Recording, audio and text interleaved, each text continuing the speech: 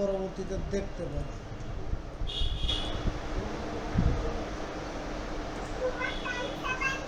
ভিডিওটা অফ করে দেন মাসমামি। করে দিছে, আমি করে দিছি।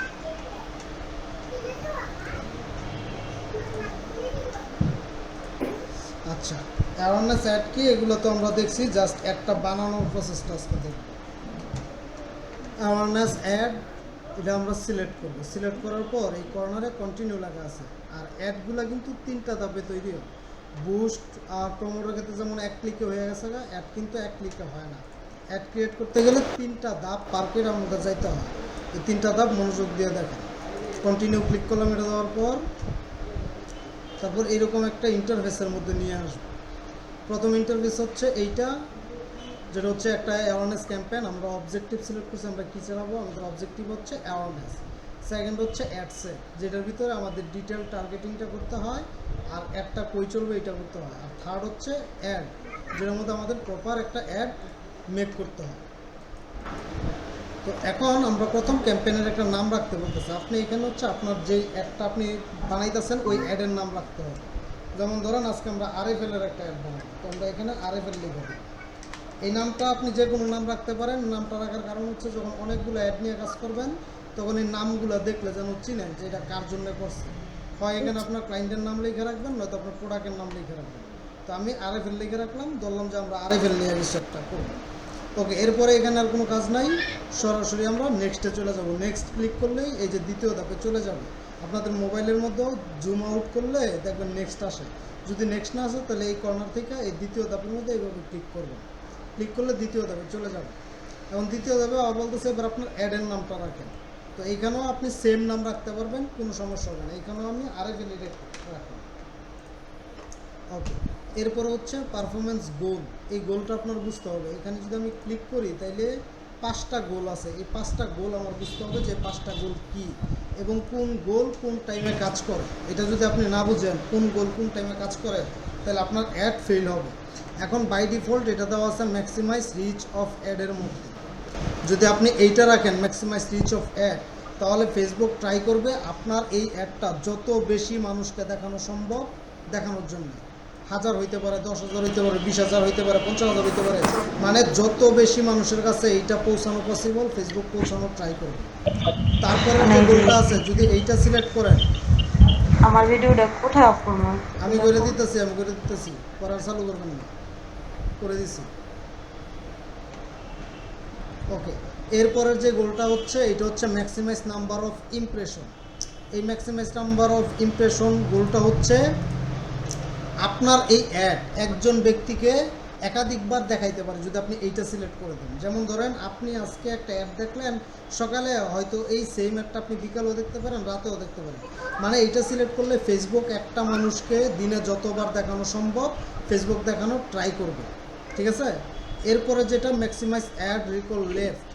ম্যাক্সিমাইজ অ্যাড রিকল লেফট এটা যদি আপনি দেন তাহলে যদি আগে আপনি কোনো অ্যাড চালায় থাকেন ওই অ্যাডটা দেখে যারা চলে গেছে তাদেরকে আবার দেখানোর ট্রাই করবে। ধরেন আপনি 1 সপ্তাহ আগে অ্যাড চালাইছেন একবার, এখন আপনি আবার আজকে অ্যাড চালাইবেন। আপনি যদি এইটা সিলেক্ট করেন তাহলে 1 সপ্তাহ আগে যারা আপনার অ্যাডটা দেখছে তারা আবার দেখবে। ঠিক আছে, তো এইখান থেকে এই 3টা গোলই সব থেকে ইম্পর্টেন্ট। এখন প্রথম গোলটা হচ্ছে কাদের জন্য, ম্যাক্সিমাইজ রিচ অফ অ্যাড। যাদের বিজনেস একেবারে নতুন এবং পেজ একেবারে নতুন তারা এইটা চালাবে, যে যত বেশি মানুষের কাছে যাওয়া সম্ভব আমার এই অ্যাডটা তত বেশি মানুষের কাছে যায়। আর ইমপ্রেশন চালাবে কখন, যখন আমার এই অ্যাডটা চালানো শেষ হবে তখন যদি আমার আবার অ্যাড চালাইতে হয় তখন আমি ইমপ্রেশন চালাবো। ওই যে আগে এইটা দিয়ে আমরা অনেক মানুষের কাছে পৌঁছাইছি, আমরা সেকেন্ডটা সিলেক্ট করে ওই অনেক মানুষকে আমরা আবার দিনে 2-3 বার করে অ্যাডটা দেখাবো। এইটা যদি শেষ হয় তখন যদি আবার আপনার এই অ্যাওয়ারনেস অ্যাডটা চালাতে হয় তখন এইটা চালাবেন। ওই যে দিনে 2-3 বার করে আপনার অ্যাডটা দেখছে এবং অ্যাডটা দেখে চলে গেছে তারা আবার দেখতে পাবে যদি 3 নাম্বারটা সিলেক্ট করে। তো এই ক্ষেত্রে বাই ডিফল্ট প্রথম অবস্থায় আমাদের এটা ম্যাক্সিমাইজ রিচ অফ অ্যাডের মধ্যে থাকবে, যে আমরা যত বেশি মানুষের কাছে পৌঁছাতে পারি তত বেশি আমাদের লাভ। ওকে, এরপর হচ্ছে আপনার এখানে পেজ, যে আপনি কোন পেজের মধ্যে অ্যাডটা চালাবেন। তো আপনার যদি 2-3টা পেজ থাকে তখন আপনি এখানে ক্লিক করলেই দেখতে পারবেন। যেমন এখন 2টা পেজ, একটা সাফরিন ইবনাথ, একটা সাফরিন ইবনাথ রাজা। আপনি যেটাতে চালাবেন ওইটা খালি এখান থেকে সিলেক্ট করে দিবেন। তো আমি এইটা সিলেক্ট করে দিলাম, এইটাতে চালাবেন। এরপর এখানে আর কোনো কাজ নাই। এবার আসি budget and schedule. Budget and schedule হচ্ছে ফেসবুকে আপনি কত টাকা দিবেন আপনার এই অ্যাডের জন্যে এবং আপনার এই অ্যাডটা কত দিন চলবে। ঠিক আছে, এটা হচ্ছে আপনার বাজেটের উপর। আপনার বাজেট যদি থাকে $20, তাহলে আপনি অ্যাডটা 5 দিনের জন্য চালাবেন, প্রতিদিন $4 করে কাটবে। অথবা আপনি অ্যাডটা 10 দিনের জন্য চালাবেন, প্রতিদিন $2 করে কাটবে। আপনার বাজেট যদি হয় $10, তাহলে আপনি 5 দিনের জন্য চালাতে পারেন, $2 করে কাটবে। আবার 10 দিনের জন্যও চালাতে পারেন, প্রতিদিন $1 করে কাটবে। তো আমরা এখানে বাজেট দিলাম $2 প্রতিদিন, হ্যাঁ 2 দিয়ে দিলাম এবং চলবে। আজকে 5 তারিখ, আজকে চলবে এবং 10 তারিখে এটা শেষ হবে, 5 দিন পরে শেষ হবে। তো আমি এই যে সেট অ্যান্ড ইন ডেট এটাতে একটা টিক মার্ক করলে, এই যে এখানে ক্লিক করলে, এই যে এখানে ক্লিক করলেই ক্যালেন্ডারে এখানে আপনার ডেট চলে আসবে কবে ইন হবে। তো আমি 5 দিন হিসাব করব, 5 থেকে 6, 7, 8, 9, 10 তারিখে 5 দিন কমপ্লিট হবে। তার মানে আমার এই অ্যাপটা স্টার্ট হবে 5 তারিখে এবং শেষ হবে 10 তারিখে, এবং তার বিনিময়ে আমি প্রতিদিন $2 করে ফেসবুকে দিব। দেখেন এখানে লেখা আছে you will spend an average $2 per day. ঠিক আছে, প্রতিদিন $2 আপনার স্পেন্ড রাখতেই হবে। এরপরে চলে আসি নিচে আসার পর এই যে দেখেন অডিয়েন্স কন্ট্রোল। এই অডিয়েন্স কন্ট্রোলের মধ্যে হচ্ছে আমরা বুস্ট বা প্রমোটের ক্ষেত্রে যেভাবে ডিটেল টার্গেটটা করছিলাম, যে অ্যাডটা কই চলবে, কোন লোকেশনে চলবে, কারা দেখবে, ওইটা এখানে। এটা কিভাবে করবেন, যেমন এখানে লোকেশন বাংলাদেশ দেওয়া আছে। আপনি যদি চান যে বাংলাদেশটাকে এডিট করার জন্য আপনি ঢাকাতে দিবেন বা নরসিংদীতে দিবেন, তাহলে এই এডিট অপশনে ক্লিক করবেন। করার পর এই যে বাংলাদেশ এখান থেকে কেটে দিবেন। ধরেন আমি এটা কেটে দিলাম ক্রস চিহ্নতে দিয়ে। এবার এখানে আমি সার্চ করি নরসিংদী, এই যে দেখেন নরসিংদী চলে আসছে। তো আমি এই যে দেখেন নরসিংদী সিলেক্ট হয়ে গেছে। তো আমি নরসিংদী 40 কিলোমিটার ভিতরে আমার একটা চলবে। এই দেখেন এখানে কিলোমিটার আছে, 40 কিলোমিটার ভিতরে চলবে। আমার লোকেশন সিলেক্ট করা শেষ। এবার যদি একটু নিচে আসি, তাহলে হচ্ছে অডিয়েন্স সিলেক্ট করতে পারবে। এই যে অ্যাডভান্টেজ অডিয়েন্স, আপনার এই অ্যাডটা কারা দেখবে। আমরা যে ডিটেল টার্গেটটা করছিলাম এই টার্গেটটাই এখানে, যে কারা দেখবে। তো আমি অডিয়েন্স সাজেশন অপশনাল এখানে ক্লিক করব। আমি চাই আমার এই অ্যাডটা 18 থেকে 40 বছরের মানুষ দেখুক, তাইলে আমি বয়সটা কমাই দিব, বয়সের এডিট করব এবং 18 রাখবো, আর এখান থেকে 40 করে দিব, 40। আর আমি চাই যে শুধুমাত্র মেয়েরা দেখুক, তাইলে এই জেন্ডারটাকে কই যাবে আমার বাসায় অনেক। ও আচ্ছা, তো স্টুডেন্ট না করে দিয়ে আচ্ছা ওকে। এরপর হচ্ছে 18 থেকে 40 রাখলাম। এবার চাই যে শুধুমাত্র মেয়েরা দেখবে, এখানে কিন্তু অল জেন্ডার দেওয়া, মানে ছেলে মেয়ে সবাই দেখবে।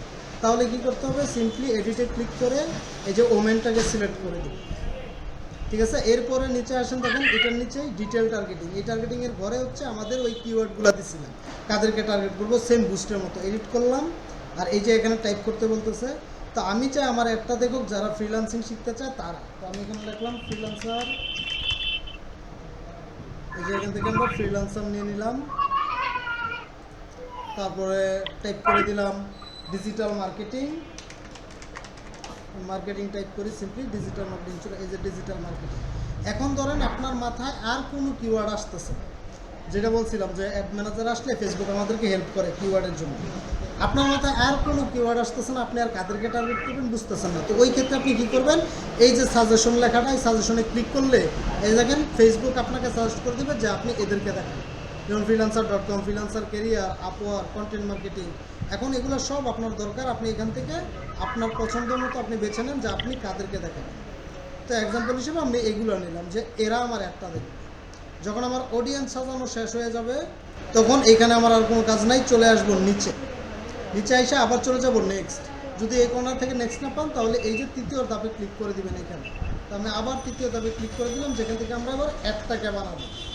ঠিক আছে, এবার বলতেছে অ্যাডের একটা নাম দেওয়ার জন্য। তো আমি এখানে এটার নামটা আরে ভ্যালি দিয়ে দিলাম সিম্পলি।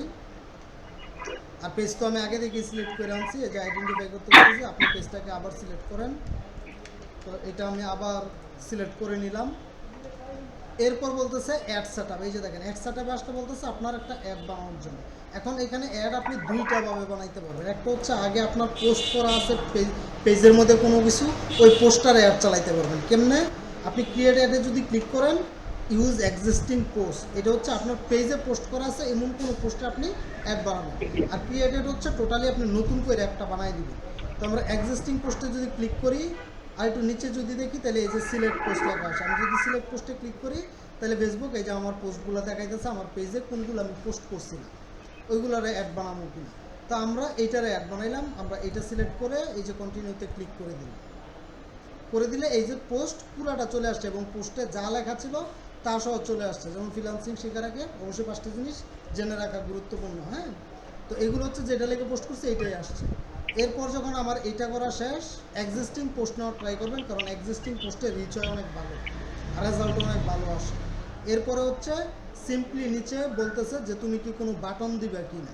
ঠিক আছে, এখানে একটা বাটন দেওয়া আছে যে সেন্ড মেসেজ, একটা মেসেজ বাটন দেওয়া আছে। যদিও অ্যাওয়ারনেস অপশন দিয়ে কিন্তু আপনি সেল করতে পারবেন না, অ্যাওয়ারনেস অ্যাড দিয়ে, তারপরেও ওরা একটা বাটন দিয়ে দিছে। তো বাটন এটা এরকমভাবেই থাকবে। সিম্পলি আপনি নিচে চলে আসবেন, এটা হচ্ছে আপনার এই প্রোডাক্টের অটোমেশনটা, এটা যেভাবে সেইভাবেই থাকবে। এখান থেকে আমরা আর কোনো চেঞ্জ করব না। তারপর ফাইনালি আমাদের অ্যাডের কাজ শেষ। আমরা যদি পাবলিশ করতে যাই তাহলে আমাদের অ্যাডটা পাবলিশ হয়ে যাবে। কিন্তু এখন যদি আপনি এটাকে পাবলিশ করেন তাহলে কিন্তু পাবলিশ হবে না, কারণ পাবলিশ করতে গেলেই আপনার কাছে কার্ড চাবে, যে কার্ডটা দিয়ে আপনি পেমেন্ট করবেন ফেসবুকে।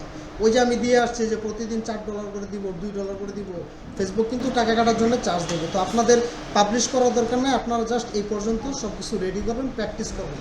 ধরেন প্র্যাকটিস করা শেষ, পাবলিশ করবেন না, এখন তাহলে কী করবেন, কাটবেন কীভাবে?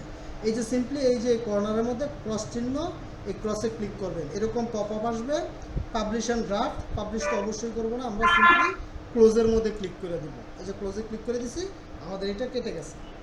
আর যদি পাবলিশ করেন তাহলে কিন্তু এই যে এরকমভাবে অ্যাক্টিভ হওয়ার থাকবে, টাকা চাবে, যেমন এই যে আমার টাকা কাটতেছে এরকম টাকা চাবে। আর এই যে দেখেন নাম কি লিখে দিতে বলছি আপনাদেরকে, নাম না দিলে চিনবেন না। যেমন ধরেন আমি কতগুলো অ্যাড নিয়ে কাজ করছি এই পেজে, 10-12টা। এখন কিন্তু আমি বলতে পারবো না কোন টাকা, কিন্তু আমি যখন নাম লিখে দিছি, হ্যাঁ এটা তো RFL, আচ্ছা এটা তো অফারে, আচ্ছা এটা তো অমুকে, ঠিক আছে। তো এই কারণে নামগুলো দিতে হয়, নামগুলো দিলে আপনি বুঝতে পারবেন, যখন অনেক অ্যাড নিয়ে কাজ করবেন তখন বুঝতে পারবেন। এখন ধরেন ক্লায়েন্ট আপনারা বললো যে আমার চেয়ারের অ্যাডটা তুমি বন্ধ করে দাও, এখন আপনি নাম লেখার নাই দেখে কিন্তু আপনি বুঝতে পারতেছেন না কোনটা বন্ধ করবেন। যদি নাম লেখা থাকতো তাহলে সিম্পলি এই যে এখানে ক্লিক করে এটাকে বন্ধ করে দিতে পারবেন। এই জন্য নামটা লেখা রাখবেন, যে কোন জিনিসটা নিয়ে কাজ করতেছেন ওটার নাম লেখা রাখবেন। তো এই ছিল ক্লাস, আর আমি রেকর্ড দিয়ে দিতেছি, রেকর্ডটা সবাই দেখেন। স্যার আমার এখানে স্ক্রিনে দেখতেছেন, ওইটা আসে না। আচ্ছা, নেট সমস্যার কারণে স্ক্রিন শেয়ার করলে অনেকে দেখতে পারে না। আমি রেকর্ড ভিডিও এখন দিয়ে দিতেছি। আর কারো কি স্ক্রিন দেখতে সমস্যা হইতেছে? না স্যার। আচ্ছা, ওনার মেবি নেট সমস্যা, এই কারণে স্ক্রিনটা ওনার সামনে লেটে শুরু করছে। আচ্ছা, ভিডিওটা দিয়ে দিতেছি, 2-3 বার দেখে প্র্যাকটিস করে নেবেন, ঠিক আছে? আচ্ছা ঠিক আছে। আচ্ছা ঠিক আছে, আল্লাহ হাফিজ। নমস্কার স্যার।